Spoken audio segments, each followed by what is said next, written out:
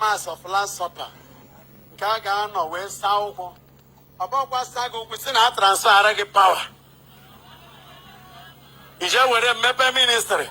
Nkwụzi esi na mbe emewere gị jealousy. Imebe rubbish. Esi mba gị nkịtị.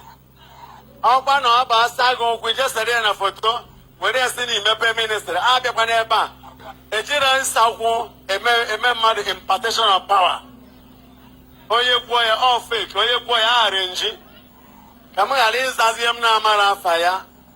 Ihe mmadụ oriri nsọ mmadụ esere ya jeme ya large. Asị na etinyere na-ewere mbọsị nsị gị ji emeweze ministry. Ọ bụrụ na onye ọbụla mmiri communion mepechere ministry, ma ndị nne m sara ụkwụ mepechere ministry. 30 years m na-asa ụkwụ every Holy Thursday. Asa makarino mepebere ministry.